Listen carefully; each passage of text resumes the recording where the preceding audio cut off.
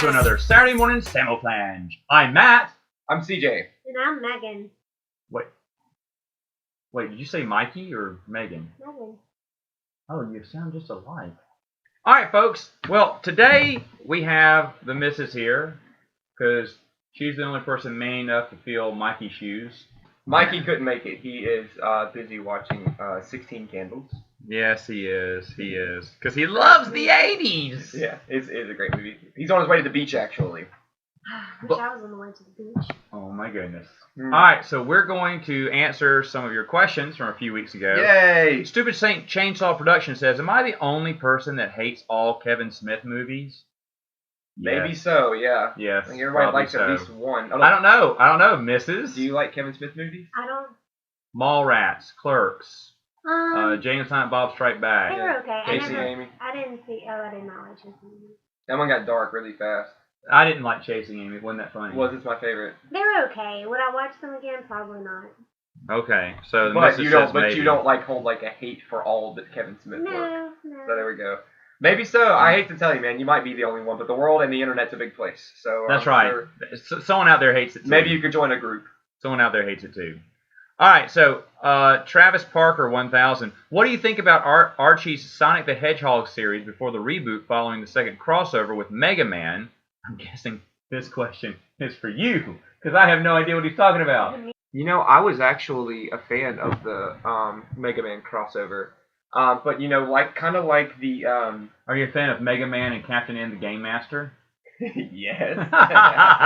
No, but the thing about Sonic is, his cartoons got kind of like his games. Once Sonic became like a multi-platform property, people started taking it and running wild with it. Yeah. And so the Sonic reboot, to me, I think it's called Sonic X right now. It actually kind of reminds me of Sonic Adventure for the Dreamcast, which is points in my book because I love that game.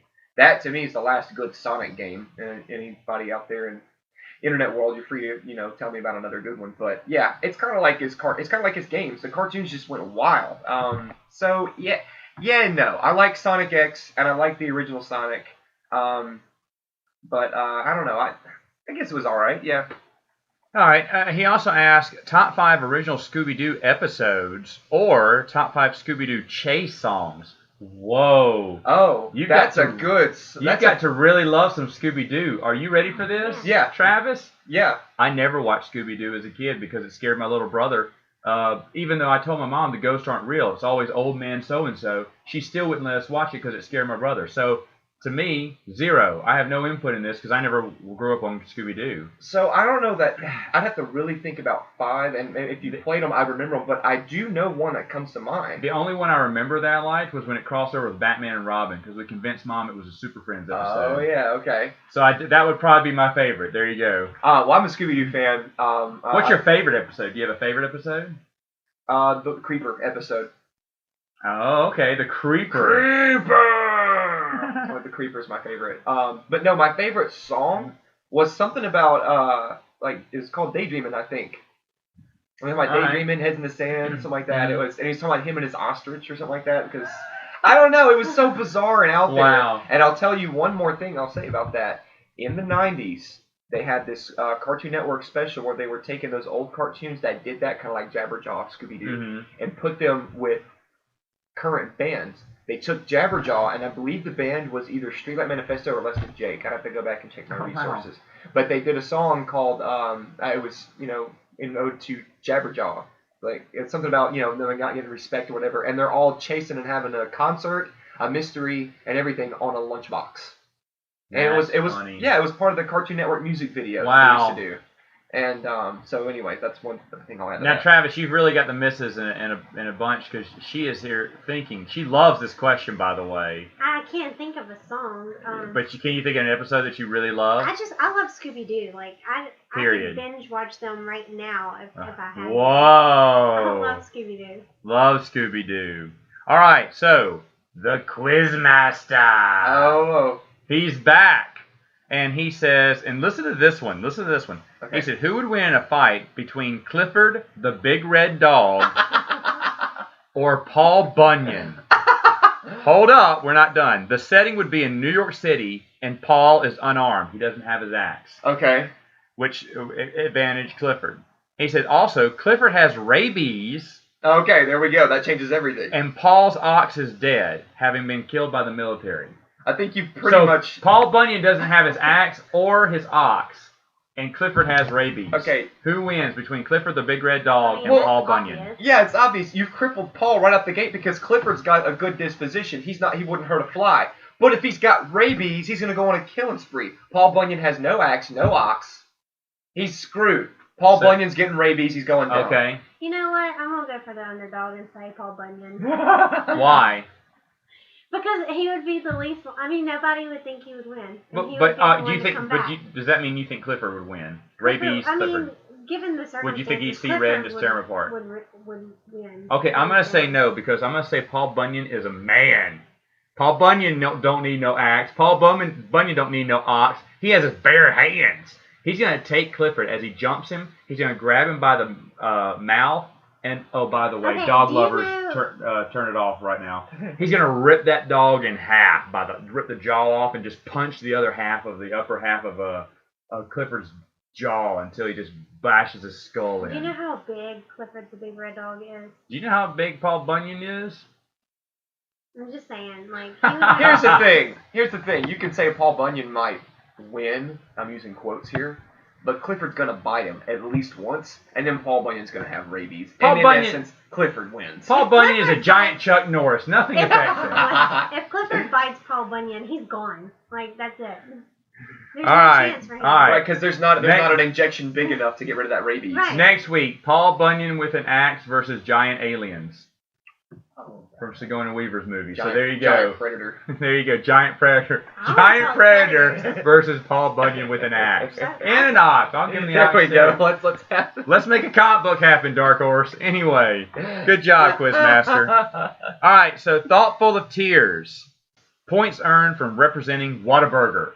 Since you had Whataburger the week before. Okay, yeah. So, yeah, Whataburger. It was a great breakfast. And there's a Whataburger just right around the corner here. The Mary Alice. He's doing a top 5, but there are too many ties, he says. So he has Napoleon Dynamite #3, which is great. A great comedy. Yeah, good choice. 2 is Dr. Horrible's Sing-Along Blog, Oh.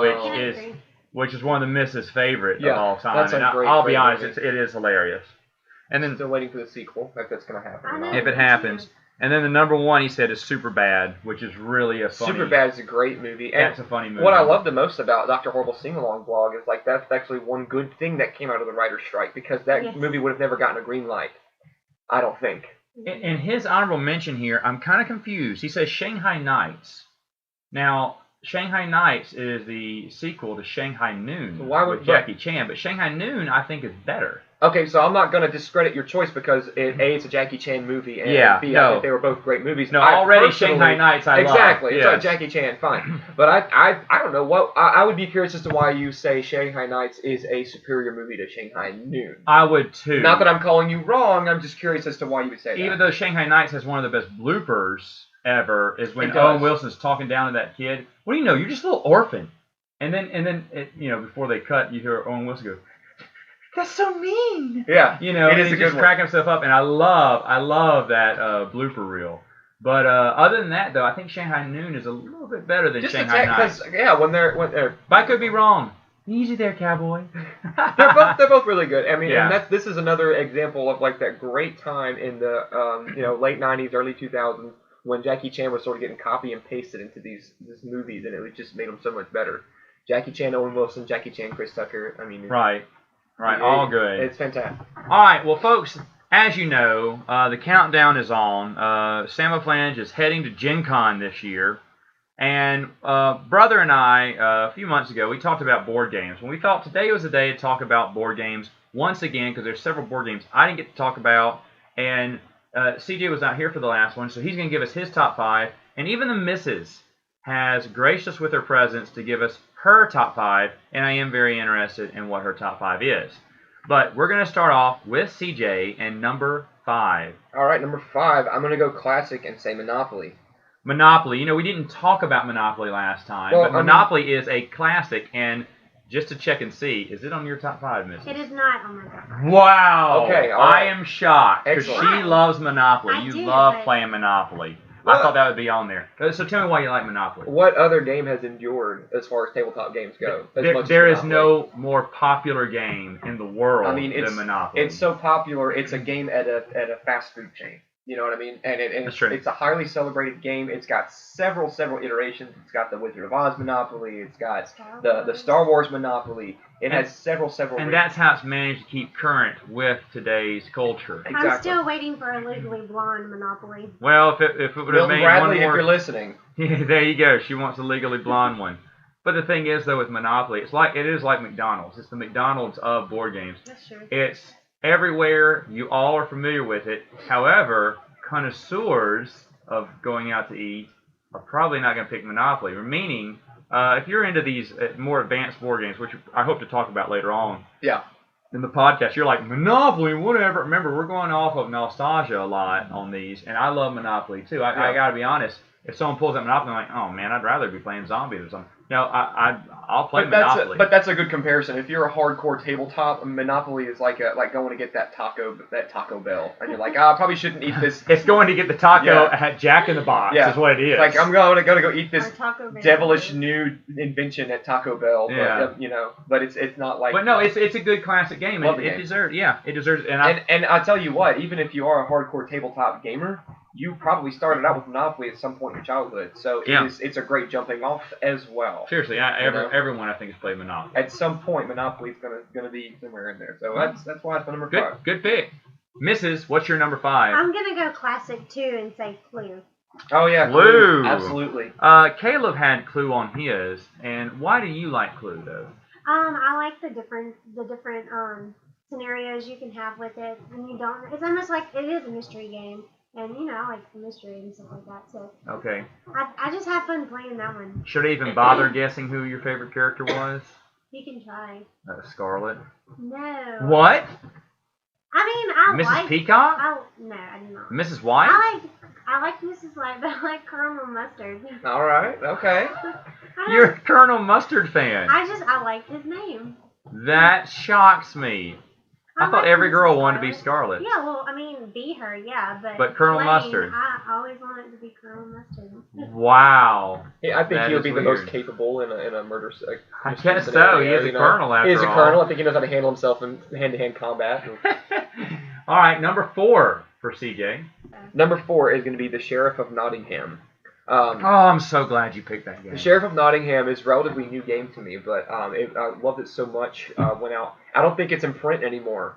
They're reprinting it. They are reprinting it? Yes, okay. They are. That's good because I want a copy for myself. I went out and the wife and I bought a copy for my brother-in-law, who's a big board game guy too. Sheriff of Nottingham, if you're not familiar, is it's an interesting concept. I don't think it's one that hasn't been done, but I don't think it's been done to this extent. So you're one of, I think, 5 characters. Yes, 5 characters. You're one of 5 characters, and you are collecting goods. And you have apples, cheese, bread, whatever. And you have to take these goods to market. Well, aside from these goods, you have contraband, like things like crossbows and wine and things like that. Pepper. Things that are considered contraband. Well, you each take turns being the sheriff. And you check all the bags. And when you pick your goods, if you want to bring 3 apples to market, you don't tell anybody that's what you're taking because that's in your hand. But if you want to smuggle, contraband's worth more points. So you put those in your bag. You'd say, I've got 3 apples, when really you've got 2 apples and a crossbow. Well, if you manage to smuggle that across the sheriff, you get extra points. Right. But you have to turn this into the sheriff, whoever it may be at that turn, and they have to say, okay, what's in here? What am I going to find? And if they decide to open your goods bag, then you have to pay for the contraband if you are lying. If you were telling the truth, they pay you for your goods, and you go about your way. But it's kind of one of those, hey, look, don't open this, or the next time I'm the sheriff, I'll look the other way. I'll give you 2 silver if you don't open my bag. Yeah, but the thing about this is there's a penalty, because you're thinking, well, if I'm the sheriff, I'm going to open everyone's bag. No, if you open someone's bag and there's no contraband in it, you have to pay for the contents. And so you just gave money to that other team. Exactly. So, and then you took money away from yourself, which you need. The one with the most money wins. So if you open up the wrong bags, you're paying out money. Exactly. That's the penalty for being the sheriff in a way. And the thing is, even though people try to bribe you, that doesn't mean that they have illegal contraband. that may mean they're trying to trick you into opening their bag so they get your money. So they can get your money. So it's a double cross and a triple cross Yep. even. Because even though you may make deals, hey, Missy, you don't check me when you're the sheriff, and I won't check you. Okay, well, she doesn't check me when I'm the sheriff. But you know what? I don't have to keep that deal. You don't have to. Yeah, I can check on it. I can sleep on the couch that night. But anyway, no, I'm just saying I like the gameplay of that. And our friend and sponsor Johnny Danger Step. Okay, if you have a doggy or a catty, call your stepdaddy. Boom, baby. Gosh. That's our sponsor, and he's the one who showed us that game. If you're in trouble and you need a rep, call John Step. There we go. There we go. Boom. John Step, he has nice hair. He does have nice hair. His hair is like a horse's mane. It's like a fine horse's mane, isn't it? I know. Especially when he like turns his head and in like slow motion, his hair just falls back behind him. You get one of those bristle brushes. That's a. I just want to hear him whinny once. I don't know if has anyone tried to brush him like a horse. He might.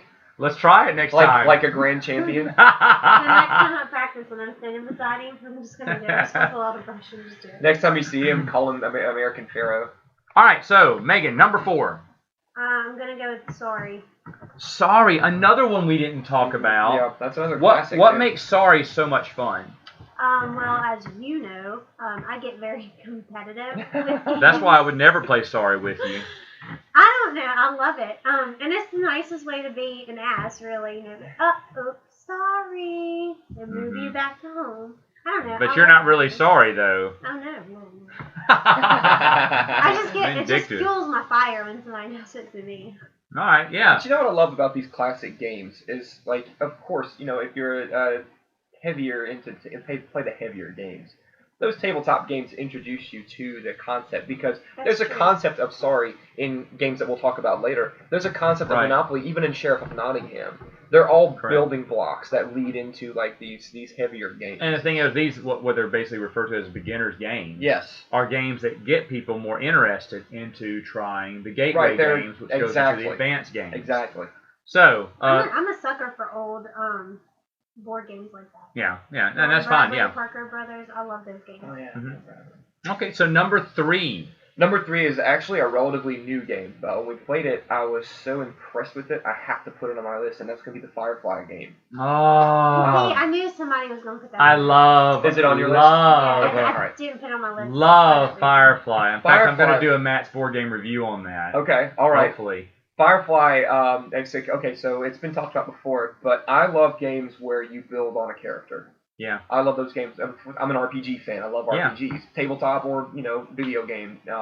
But Firefly is one of those great games. It kind of, I don't know if anyone's going to get this reference, and I sure hope someone does. If you do, please leave a message in the comment below, because I think there's a lot of people listening to this podcast that kind of share a lot of my the things that I used to do, because we have people mention Sonic X and whatnot. Right. If anyone out there play a game called Armada for the Sega Dreamcast, you basically had a ship, and it was almost an endless expanse of space. You went from space station to space station, collecting parts to build your ship bigger and bigger and better. All the while, you were coming in contact with space pirates, and you'd have to fight them off. You could play 4 players at a time on the Sega Dreamcast. And Firefly kind of reminds me of the tabletop board game equivalent of Armada, which was a great game. That is an amazing analysis that you just made there, between both the video game and the board game, because I feel that way too. You're having to build up your crew. You're having to equip your crew. Yep. You're having to build up your ship. You're having to get bigger jobs. You're having to get, and you're avoiding reavers, which is pirates. Now get this, folks. CJ hasn't even watched Firefly, the TV show. Oh, actually, after the board game, I went and watched it. Oh, you did watch it. I did. Afterwards. I'm about 4 episodes in. Okay, but he had not watched it before playing the video. I didn't know that, and I thought, yeah, man, it's a Firefly game. Let's play it. Okay, first off, I don't even know why you said yes, because if you would have told me a board game about a TV show that I've never seen, I'd be like, no thanks, I've never seen the show. Right. But CJ went ahead and sat down, had a great time. I said, yeah, it's just like, it's kind of like the game, isn't it? The TV show. I mentioned something about the TV show, and you went, no, I said, it makes you want to watch the TV show again, doesn't it? And you went, oh, I've never seen it before, but I want to watch it after this. Yeah. Like, what, you've never seen it before, and you wanted to play this? Yeah. But you said, and you actually said this, it's like a video game. Yes. Because you're actually upgrading your character and fighting bigger and better, or taking on bigger and better shipments. You level up. You level up. In essence. And that's how smart board games have gotten now. And I love that game. Love that game. I'm trying to introduce more people to it so we can have a bigger And in a world where everything is video interactive on, mobile gaming has come a long way, and the console gaming is always going to be PC gaming. Board games have to do something to stay relevant, and when they stay competitive and they have the elements of RPGs, leveling up a character, people love that investment. Then that shows you that board games are going to be around if you have people making those innovations. Love it, beautiful, anyways. Beautiful game. I know the first time you pulled it out, I was like, yeah, I'm not playing this game. There's too many pieces. Well, that was the first time so we were talking about the board game, right? Okay. Well, Zach, All right, okay. Zach, who's been on the show before, he was the one that first showed us. Okay. And he told me he wanted to bring it over. I was like, sure, man. Anyone wants to bring over a game, I'll play it once. Right. But then he was trying to tell us the rules, and there were so many pieces, and it just kind of flew in my head. I said, dude, just let's play and let's see if I can get it. Well, it takes like 30 minutes just to set the game up. Yeah. Right. Well, then after playing it, I kind of got the hang of it. And I kind of got to understand it better. Well, then we went to bed that night, and I told Meg, I said, you know what? That game was kind of fun. I don't know. I mean, I don't know if I want it, but it was kind of fun. But you walk grows on you. Yes, it absolutely. grows on you, because then the next night, I think we both had the same dream about playing that game, didn't we? I think so. And so we woke up, I was like, I had a dream I was playing that game again. She went, me too. I went, I think I'm going to get it. So I let it settle, just marinate in my mind for about a week, and then said, yeah, I really want this game. And I've loved it, and I will play it a million times. I love that game. It's also like a strategic game, which is what I think I enjoyed about it, because then I kind of learned how to play it, my own way. Yeah. No, everyone has their own strategy. Absolutely. I play this game with my little nephews all the time, and they beat me, I think, every time. Mrs., what's number 3? Well, I know it's been talked about several times before, but this is for all my 90s girls out there, and that's going to be Dream Phone. I was aware of that one. Phone. Yeah, that was Mikey's number 1 pick. That was a big deal. Yeah. It was a big deal. I remember it being a big deal. I never played it, but what did you love about Dream Phone? What is it? You got to call a boy. No, we got to where we would just push the buttons until we got the guy that we wanted. Oh, okay. So you didn't play the game. You just wanted to talk to one boy. Well, yes and no. I mean, we did play the game, but then sometimes, it would go too long, and then we would just be like, all right, let's Okay, just I know you know the name of the boy. What's his name? I You don't remember? If I pulled up a game board, I might be able to tell you, but I really don't remember. Steve, Okay. I think, maybe? So if you had that game, Steve or would you Jeff. play it, or would you just call Steve again? I don't know, I'd play it. You play it? Okay. I'd have to try to remember how to play Dream it. Phone. Well, I'm sure it's not that difficult, but Dream Phone. That's what Okay. you're going to look for me. Oh, okay. All right. Check with Mikey first. Not Oh, he already the has it. cell phone version, because that one's like the newer version, I think. Right, you I want the the old pink phone. Old block school, phone. yeah. Pink block phone. There you go. Yeah. No The 90s. cell phone, right? No late 90s cell phone one, right? Okay, gotcha. All right, so now it's time for our number 2. Go ahead. This is an insanely fun game. Rocketed to my favorite board games of all time list quickly. And I mention it to everybody I can. Formula D Oh. is one of the coolest games I've ever played. I love cars. I love racing. Okay, so I'll give you a quick rundown. Anybody who hasn't played Formula D. If you haven't, find somebody who has it, or go find it somewhere and play it. Basically, you start off with a little gearbox and a little, looks like a Micro Machines car, right? Yes. You have a track. The tracks are huge. Some of them are really, really big. You start at the starting line there, and then you roll for whoever's going to get the pole position. If you roll, higher, you're in the first pole position, and so forth. You can play with up to what, like 5 players, 6 players? 8 players, 8 16, 10 players. You can have a lot of players. You have a lot of players on this game. So, Formula D, you have a gearbox. And your gearbox is, you can go first gear, second gear, third gear, fourth gear, fifth gear is where it stops, right? It's fifth gear? I believe it goes all the way to... I think it goes to 6. 6. It may go to 5th gear. I don't remember. But yeah, so anyway, you can go really high. Yeah, you go higher up, and you have damage points that incur as you either go too fast around a curve, or you hit another player. Right? So, as you go up these gears, the dice that you get to roll gets bigger and bigger and bigger until you get to like, what, a 20-sided, 27-sided die, 32, I think. Huge, huge dice you get to roll. But it is so exciting because you almost have to plan how many moves ahead you're going to be when you roll this dice to see how much damage your car is going to incur. because you do have to stop on turns. So you're Yes. thinking, oh, I can just go really fast and that's all. No, because if you do not stop on turns, you incur damage points, or you could actually crash if You you're going can. around a turn too fast. So you do have to slow down for turns. So it adjusts for that factor. It is a super smart game. It's so There great. are tons of expansion tracks. Yes. The game does not get old. In fact, there are reviews on my YouTube channel. You have to go back and look at them, where I review all the tracks for Formula D and the actual game itself. Yeah, and there's weather conditions too. I mean, it gets Yeah. really in depth. Yeah, it does. It's- And the worse the weather, the more dangerous the roads are. Exactly. I love that game. In fact, that's another one. We do a annual game where we put all these other board games together called Zombiegeddon. But I want to do that for Formula D. The Have Formula a D race- 500. Yes, Yes. yes. And the game takes roughly about an hour Yeah. to play, so it's very quick. And the thing is, though, spend all day and race all however umpteen 12 Right. tracks we have, and have a point system just like in NASCAR, to where whoever comes in first or second or third, the most Exactly. you have a leaders board That'd be cool. and doing all day racing. I would do that. That's a lot of fun. That's a good pick. Yeah. Formula D. Formula D, good one. Solid game. Love it. All right, Mrs. Number 2. Okay, my second one is not a board game, but it is a game. Okay, yeah, that's acceptable. Okay, it's gonna be Apples to Apples. Okay. That's your number 2. Yes. I thought that was going to be number 1. No, I love me some Apples to Apples. You do love Apples to Apples. She has every version of Apples to Apples that's out there. She hadn't played every version, but she has it. I got her the party box, the beginners, the Disney, the green Apples to Apples you haven't played yet. Give us Sour Apples. Give Sour us, apples to give us a apples. rundown of Apples to Apples Yeah. for people who haven't played. You have two different sets of cards, red cards and green cards. But you have one card that people have to put down what they think you would pick. Like you ask them a question and then they put these cards with different sayings on them. Then you have to put down which one you think that person would pick. And then that person goes through without knowing who played that card, and then goes through them and picks their favorite card. And whoever's card that is that you picked gets a green card. And when you get so many green cards, you win the game. And they say that the cards that you end up with, it's supposed to be you in life. And sometimes it is very accurate, and sometimes it's not. But the best way to play that game, do you know? Y'all know? No, what's the best way to play it? With a case of case? Red's apple. Oh, okay, Oh, gotcha. my All the goodness. apples.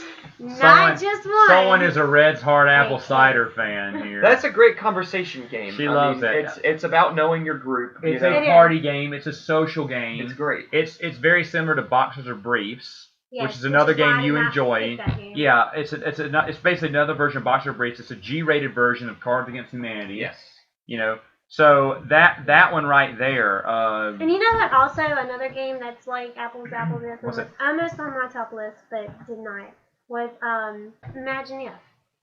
Imagine If is another game Okay, yeah. where you can choose one of the topics. And see which one they think about. See which one, it is, what they think about you. And Imagine If is a very fun game It's a as good one, well. too. And you like a lot of the party games, a I lot do of the like a social lot of- games, and yeah. those are very social games that you see played a lot, and there's a reason for that because they're very fun. Those are games that are selling right If you now want me to play for a that game, reason. If you want me to be involved in a game, bring out some of those social Yeah, games. And I'll- back in the day, the social game used to be Twister, Yeah, right? that's it. Red foot on, left foot on red, yellow foot on, right foot on green or whatever. God, And that was the big one. play Twister and The you- old days of I Twister, either. son.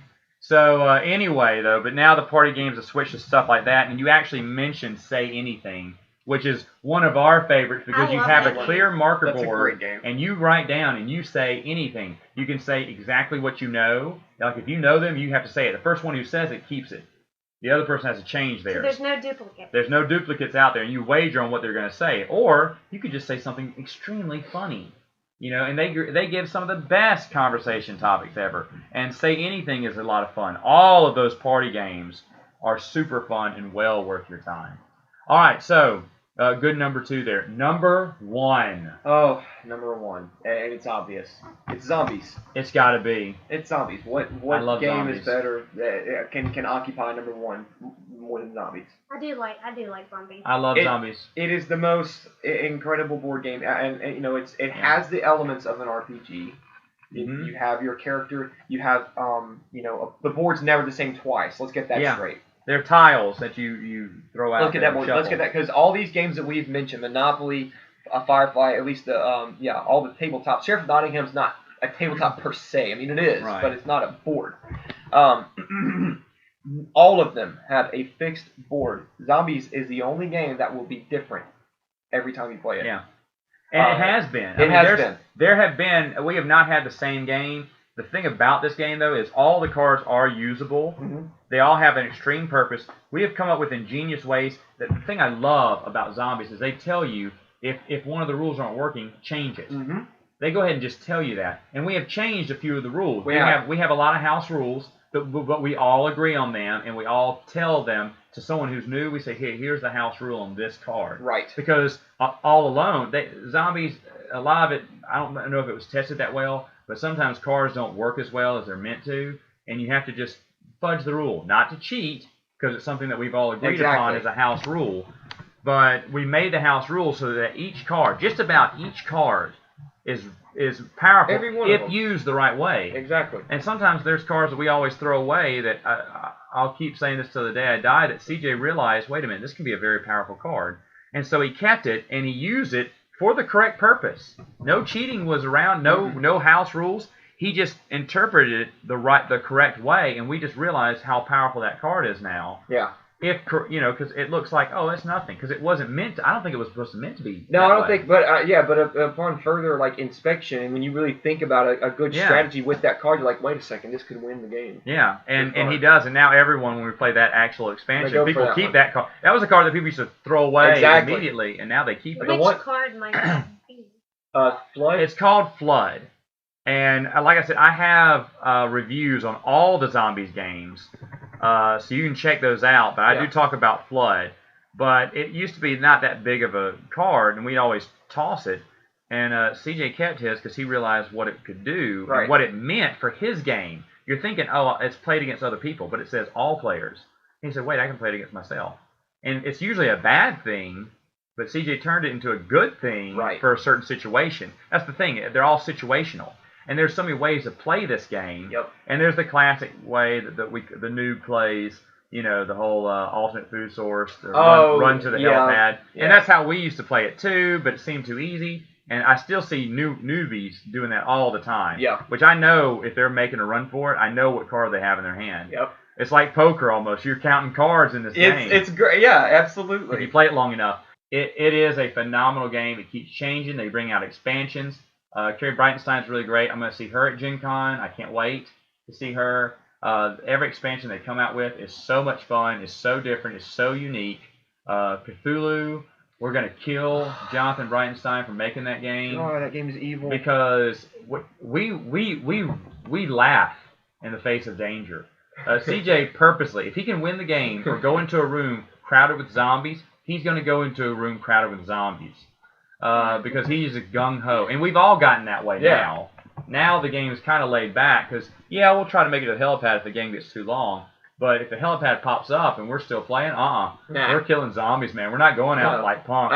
It's gone so far as one of the players, as a matter of fact, was Caleb, that blew up the tile adjacent to the helipad. No one could win the game. No one could win the game. But the thing is, though, we ain't going out like no yellow-bellied chickens. We're going to go after it. But in Cthulhu, I will run like the Dickens. Oh no! And I will do whatever I can to get out of that game. I don't stick around. But we could do a zombie podcast here on the game and talk about each expansion and the games and adventures. And folks, honestly, buy the base game. Buy it. Buy it. Do it. You will love it. You'll love it. It's an incredibly fun game. Don't think about it. I like that game. Yeah. Don't think about it. Just buy it. Go buy one of those Big Dipper pizzas from Pizza Hut. Have 3 or 4 friends over. Play the game. Number 1 for the misses. Okay, well, I'm taking this one a different route. But my number 1 is going to be the Dukes of Hazzard board game. Never played it. Never played it. Now, this is biased because she loves the Dukes of Hazzard. But I could play this game. But okay, if I have a question though, because games like this, that are like novelty games, I guess is what you might call them, have a base outline of another game, like a framework of another game. Like, how does it work? This one is pretty much like your average episode on a Dukes of Hazzard show. But what it is you have your highway, and then you have your dirt road. Now, and you have to be the first one to get to Uncle Jesse's farm. So you can either take the highway or the dirt road. Now, if you take the highway, it is quicker and you will get there faster. But the thing is that there's obstacles. There's more obstacles. You have roadblocks. You have hazard cards. So it's not like any board game that I'm trying to think of. Like, it actually has its own flavor. It is your base go to start to finish game. Okay. It is a base start to finish game. If you take the easy way, the highway, there's a lot more obstacles you could land on. But if you bypass, if for some reason you bypass all of that, you can win the game very quickly. Yeah, it's the riskier way. The country road is the longer way. Is longer, and you move shorter, shorter distance. Spaces. Yes, but you do have dupe cards that help you move faster. They can help you. They can help you out better, but you have to hit them to go through the game. So they balance it out pretty well. It's pretty unique. There's 4 different vehicles. You have Daisy's Jeep. You have the General Lee. You have Uncle Jesse's truck, and you have Cooter's dump truck. Yeah. Okay. So, and who do you like to play as?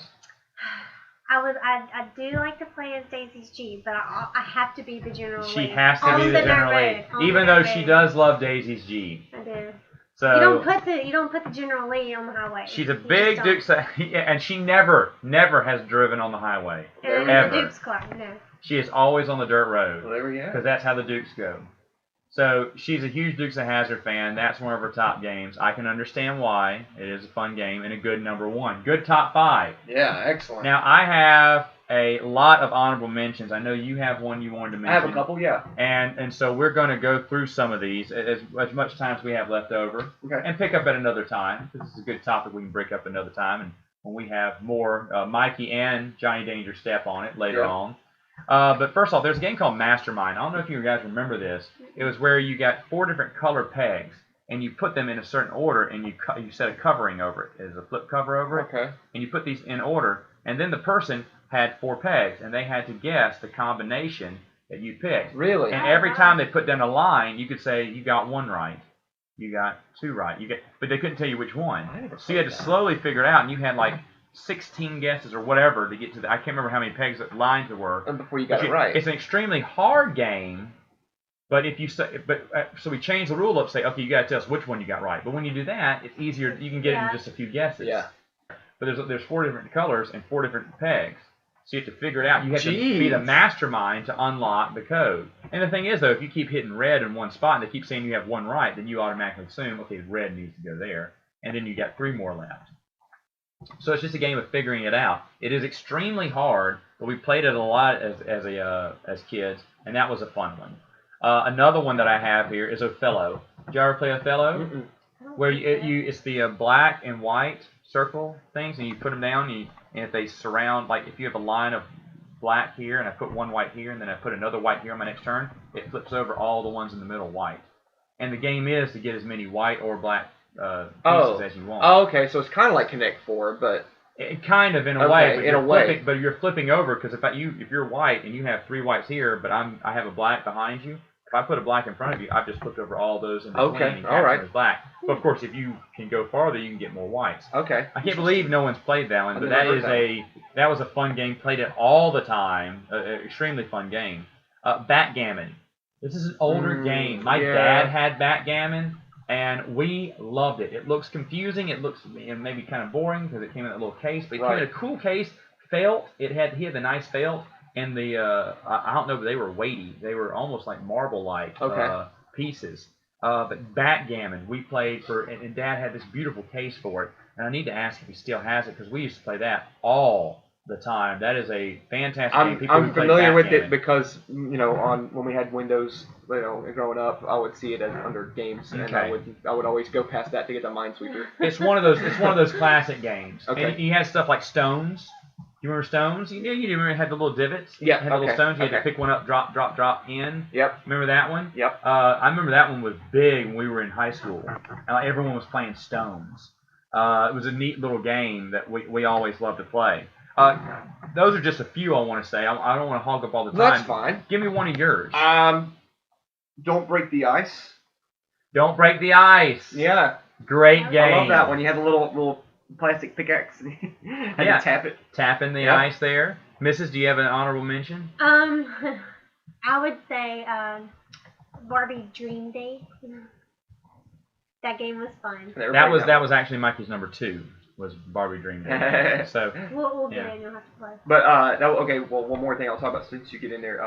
Before you get into your next one, X-Men Under Siege. Yeah, talk about this game because we talked about it right before the podcast. Great. It looks interesting. I don't remember all the details on how to play this game. I was young when I had it. This was about when the 1990s X-Men cartoon came out, and the X-Men cartoon was a phenomenon, and they were all over KB Toys. You know what I'm saying? Like you were going to the mall, and that's what it was all about. It was called X-Men Under Siege. There were, I don't remember how many exactly figurines were, but you had so many characters you could play. You had Archangel, you had Colossus, you had Wolverine, you had Rogue, you had Psylocke, you had Storm, you had Cyclops. You had all kind of characters there. I think it was almost 20 in total. Yeah. And you had a character card, you had hit points, and basically the mansion was under siege and you had to get out. As far as some of the more finer mechanics of the game, I'm not sure how that worked, but... And this came out early 90s, too, in a very advanced game for something early 90s for kids. Exactly. So I don't remember how it worked. I know I love the figurines. I love the concept. I try to get out of the mansion. My dad would play it with me every now and then. We had some friends that would come over and we'd try to figure it out. But we were still a little, dodgy on what the actual mechanics were. I'd love a chance to play that again. And if we have people who remember that game, yes, please put in the comments. Sound off because that was a cool game. That was. There's a game that it looked awesome. There's a game that I have the same memory of. I remember playing it, but I don't remember exactly how it's played. Enchanted Forest. Okay. Remember that way the trees had little things and symbols underneath them, and you had to figure out vaguely familiar which two could match up. Yeah, but you had to use a character to get to those trees. Enchanted Forest was something that we used to play in grade school all the time, and I just loved the look of it, and the trees with you mixed them up and everything. They had little stickers at the bottom with whatever on them, and that was a fun game. You have another game called Grabbits. Did you ever play Spoons, the card game? Okay, no, but I've heard of Grabbits. You've heard of Grabbits. I've heard of it. Grabbits is the same thing. It's basically with cards, and once you get a match or whatever, or the cards that you need, you grab. It's just a little flat plastic knuckle symbol, and you grab them. It's just like spoons. When you get the cards you want, you grab the spoon. The last person to grab the spoon. Yes. Or you can fake it and have someone grab a spoon, but you Yeah. didn't do it, and they're out automatically. Yep. So Grabbits was basically Spoons, just a little bit more fancier by Parker Brothers, I think it was. Brothers, okay. You have your classics like Trivial Pursuit, which I've only won once, and that's because I was on a team with a very, very, very, very, very smart girl. And I didn't get any question right but the sports question. Okay, so, gotcha. Trivial Pursuit, did y'all ever play this? Yeah, but I lost every Yeah, time. I'm not that smart. Trivial Pursuit is a really... It's hard. Either I'm extremely dumb, or those questions are extremely hard. It's a lot of detailed questions. And how did Trivial Pursuit, like, who won the 1972 Olympics for the 5-mile run? Are you serious? What? Why would I know that? And this is in the 90s version. I'm like, why would I know that? As a matter of fact, recently we broke out a Trivial Pursuit combo pack in Mikey's apartment, and we didn't play it. There was several. Yeah. The 80s one, right? Yeah, the 80s one. Yeah, but it had so many hard things. What was Mikhail Gorbachev's project name for the 1982? And we're like, I don't know what. Yeah. We don't know any of that. It wasn't pop culture. Yeah. So that game is way too hard. I think the appeal of Trivial Pursuit is definitely going downhill. I don't hear many people playing that anymore for that reason. Do y'all remember bed bugs? Yeah. Yes. You get them with the tweezers? Yes. Off of the bed. The bed's vibrating. You had to pick I them remember up. bed bugs. The colors and everything. Yes, that was a good one. That was a good one. Aggravation with the marbles and the little holes. Yes. Okay. You played some aggravation. I did. With the marbles. Yeah. It was kind of like Chinese checkers, too. The little colored marbles. Did y'all play Chinese checkers? I did. Yeah. Chinese checkers, and checkers, period. By the way, I played checkers, and on the last podcast, everyone heard me say chess when we talked about board games. I love me some chess. I hate checkers. Can't stand it. I cannot stand checkers. Oh, I of course I suck at checkers, but the other thing is I think checkers is just I don't know, not a fan. I'll tell you the only reason I don't play it is because I used to get pitted with these kids in school who were just such asses about being king. They would king me.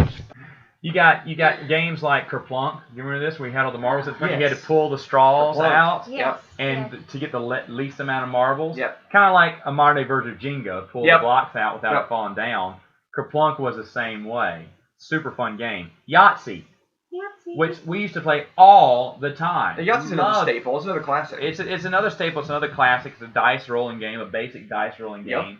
That was a whole lot of fun, and that's one I enjoyed. Rummikub. This is maybe an old I didn't biddies play game, it. but I my know mom it, and but I my don't- grandmother played it till the day they died. My grandmother played it till the day she died. She loved that game, and because of that, we love that game. I'll be honest, if it's just me and mom and just some of the other brothers, we will play some Rummikub with mom because it's just a fun game. It's basically just connecting, almost like dominoes, a fancy dominoes okay. in a way. A fancy dominoes is all it is. Which dominoes, the classic game, that we used to play as kids. Rummikub's that just a little bit different version of it, so where the old ladies can play. But it's actually a fun game. I think you tried to teach me to play that. I love Rummikub. Yeah. I should own that game actually. I do love it that much. Scrabble. You know Yeah. what? Never played that much Scrabble. Didn't like I Scrabble. don't like Scrabble. Actually, We didn't have Scrabble going up. Our friends did. Did you like it? I'm a Scrabble guy. I like words. I like I like being wordy. Like being a little wordy. Yeah. Were you ever good at it? Yeah, actually, I was pretty good at it. Oh wow. Hungry Hungry Hippos. Yeah, that's another one I played at recess. Which, to be honest, we used to love as kids. I would play as an adult. I want to see one game of Hungry Hungry Hippos. Oh, okay. Do you remember a board game called Crossfire? Yes, where they shot the little metallic metal that got everywhere. And your cross- mom hated you for it. Yes. Yes, Crossfire. Crossfire. Oh, that's a good one. I didn't have them. Do y'all remember Ants in the Pants? Yes, I do. Yeah, flicking the little ant and doing it in the pants. Yep, I love that. Dude, we should totally get that We game. need to get that They game. sell it still at Walmart. How could that could be an easy And drinking the game. overall, Oh, that would be. oh my gosh. We're gonna bring Ants in the Pants back into the zeitgeist of the times. We're doing it. It's gonna outsell Monopoly in the college campuses once That's we're done. it. That's it. You're right though. That would make a great one. Chutes and Ladders, which I know about it. I hated that game. I didn't play it a lot. I never. It took forever. You either land on the right spot and went up a ladder, or you land on the wrong spot and went down the Yeah. slide. And it took forever. That was one of those games I started to play with some friends. We got down and we started trying to play it. We're like, let's just go Let's just play. Don't break the ice. It's Yeah. like Hi Ho Cheerio. I feel that way about Hi ho, cheerio! about Shoots and Ladders. Yeah. Yeah, brother couldn't make it here, but he'd be saying that if he could. One game that I love, you can be a winner at the game of life. Life Yeah. is a fun game. We actually found it at a flea market, an original version of it, an Wow. older version. With all the pieces. With all the pieces Get for outta like here. $2. It's like sold. I will Wow. take I will take a classic for that. So Life was real fun. You had mentioned Mousetrap. Oh, Another one yeah. to me because you said you want to put that on an honorable mention. I'll be honest. The fun thing about Mousetrap was actually triggering the Mousetrap. That's That it. game sucked. Yeah, just triggered. The payoff was great though. The payoff with all the little bumps and all the little I don't things, think I crazy played things they that could game. do. It was a dumb game. It really was. Looking back, like unless you're a kid and you're waiting for that payoff at the end. Yeah, and your dad hated it because he had to put it all together for you. Yep. But you just loved doing that. All we liked doing is doing the crazy Mousetrap. That was it. That was the only thing. There were no other mechanics to that game, and the winner got to hit off the Mousetrap. Yeah. Which is extravagant Mousetrap where the boot kicks the ball down the chute, down the whatever that spins the wheel, Yeah. that does this, that drops the net down on the mouse. Yep. But the thing is, though, I was like, wow, all that. And for nothing. that came along. Mousetrap came along right at the time that car tracks were really big. When you would build the car track and your car would go racing through it and do a loop and all kind of stuff. It was like Domino Rally. Yeah. You just wanted to see all the dominoes go down. You didn't really care about what happened. Connects was coming into its own and all that stuff. And also, another honorable mention that I was shocked I didn't hear from you was Pogs. Did you play with Pogs I back love in the day? Pogs.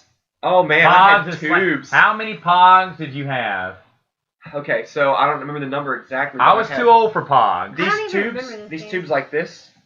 They were little cardboard circles. I had and Slammers Slammers was the right? one that you used to do the Pogs. Okay, well I'll tell you like this then. However many, I probably had about close to 200 Pogs. 200. Yeah, I would go to the mall Dang. and I would pick some up because they had them on sale all the time, and I would get the Slammers. I had a Casper Slammer. I had a Bart Simpson Slammer. It was a whole lot of like some pop culture references into Pogs. I mean, Yeah. and you would go through and you would slam them. And I got as many Pogs as I did because I would win Pog games and get them from my friends. Wow. Because that's how we would play. But Pogs, And I was shocked because I never, like I said, I was too old for that. I thought it was dumb. Yeah, right. But my Looking back- little brothers spent tons of money on Yeah. Oh, Pogs. I know what that And I'll is. tell you another thing too. That was like the old school way to play Pokemon card battle games. And like, Oh. I'll say old school. I guess you still Yeah. do it like that. I know people don't. I don't do it as much anymore because I don't like to lose. But I mean, me and my brother were like on the block. We were the original gangsters for it. I mean, we had Pokemon card games. People would come by. They would play us. I mean, and we'd win. And you'd win. Yeah, and finally the last one to mention Trouble. Where you just pop the dice in little bubbles. Yeah. They did Trouble Chipmunk. Chipmunk, it was like a Chipmunk pirate one. And that Trouble game we played all the time. You just throw the chipmunks around the peg. It was so much fun. But Trouble was a fun game too. Trouble was a fun game. So those are just some fun games that I had from my childhood. Folks, we're going to be back. We're going to be doing some more board games. Another board game podcast. Probably later on down. Probably next month. We'll probably do another one. All right, yeah. Bring in some Johnny Danger Step and some Mikey Steele to give us theirs. And plus I have still an entire laundry list of stuff I didn't get around to. But that is all, folks. We will see you next week on another Saturday morning Samoflange. What's going on, dude? I'm just doing the podcast right now. I know, that's the reason I'm calling in. Yeah! This is great. This is me calling right now. I've got a secret for Megan. Somebody likes her. Wait, what? Well, all I know is that he likes to wear pants and he wears glasses on the weekends. And he looks good in whatever he wears. Does he shop at Mervin's? Wait, are we talking about John Stepp here? I'm confused. So we need to get to the important question here. What is Johnny Stepp wearing? He's wearing a shirt that has a Sasquatch on a skateboard, some sunglasses, some plaid shorts, and some red shoes.